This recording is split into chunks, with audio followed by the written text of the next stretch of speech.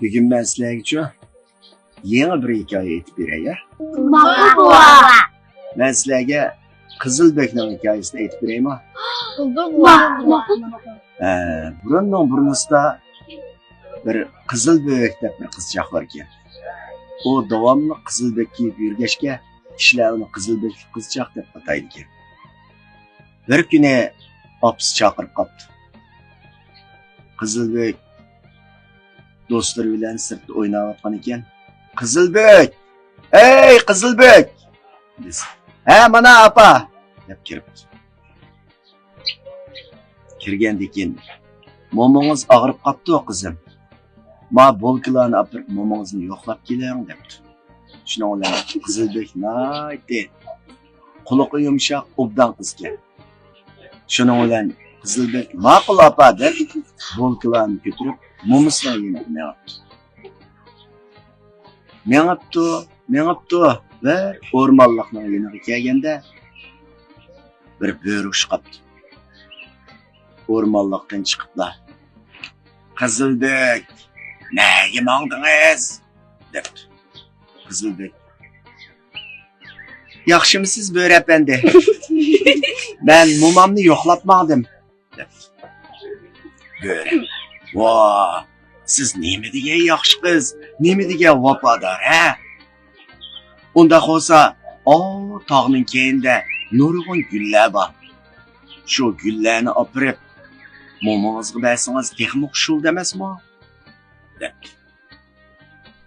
Qizilbek turib ketib, shunday qilay. Men gullarni jiq terib olsam, momam texmi xushul demasmi? debla tog'ning keyiniga o'tib, gullarni terishga boshladi. O gullarning chiroyliligi sar shu gullarni teribdi, angacha kashf ketdi. Shu gullarni teraverib kashf ketganini bilmay qopti Qizilbek. Shuning bilan gullarni terib kashf olganda momisining uyiga mengibdi. Momisining uyiga kelsa kashf ketgan. Shuning bilan Qizilbekni gül terishga mang'iz etib, bo'ri Qizilbekning momisining uyiga mengibdi. Bo'ri momisining eshigini tok chekkandan keyin "Momisi kim?" debdi. U bo'ri Qizilbekning ovozini tunib olgandan keyin Qizilbekning ovozida "Men moma, men Qizilbek" debdi. Bo'ri shunda aldab degandan keyin momay kirive kızım deb momisi og'rib qolgandek karvatda yetib ishq uchoq kirive deb bo'ri asta kiribla momisini hop qilib jutuydi. Jutayotgandan keyin shuning bilan jutib qulab momayning posmasini kiyib, kiyimlarini kiyib momayning karvatida xaxirab uxlashga boshladi. Shuning bilan Qizilbek kelib tok momisining eshigini cheksa, momisining ovozida bo'ri debdi. "Kirive, ishq uchoq" debdi. Buni anglagan Qizilbek asta uyga kirib, "Momam og'rib qopti" dedi. Bolkani qo'yib, momisining asta qo'lini tutib, "Moma, og'rib qoldingizmi?" desa, ko'zini chiq yumib, deb qo'yapti bo'ri.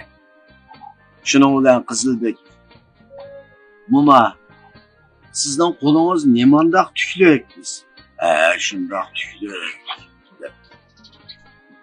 "Moma, sizning burningiz nemandoq uzun?" desa, shundoq uzun" debdi. Shuning bilan, "Moma, ko'zingiz nemandoq sat?" desa, shundoq sat" debdi. Hopla Qizilbekni jutibdi. Shuning bilan qo'sig'ini bodangdek qilib uxlashga boshlabdi. Momayning karavotida uxlab ketgandan keyin o'chi buvay kelib qoldi. O'chi buvay kelib shunda Qizilbekning momisining derazasidan qarasa, taz böre qo'sqini bodangda qilib uxlayotgan. Voy, chataq. Qo'sqini bodangda qilib ash Qizilbekning mo'misining karavotida yetib yotgandan keyin angacha ovchi buvay kelib qoldi. Buvay kelib Qizilbekning mo'misining derazasidan shunda qarasa, Qizilbekning mo'misi yo'q, karavotida bo'ri yotgan. Opla! Bo'rimush mo'mayni yeb ketibdi-da, deb ast qutining uchidan yana kirib hozir xanjirni olib bo'rining qo'sig'ini asta yerib ekan.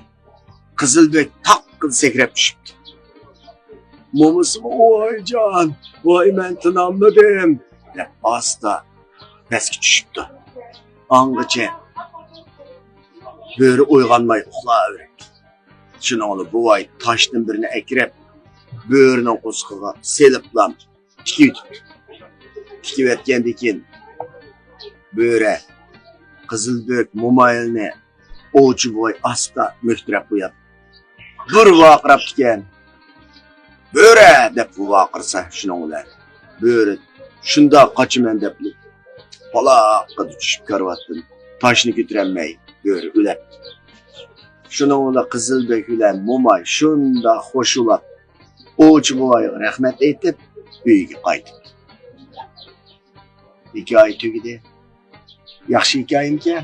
Yaxshi hikoya. Bundan keyin davomli shunday yaxshi hikoyani aytib berman. Davomli sizlar o'sha hikoyani huzur ola olasizlar. Bundan keyin anglamsizlar hikoyani? Anlaymiz. Yaxshi bola. Yaxshi bola. Qani, ujmiyon. Men bilay, sizlar bilan.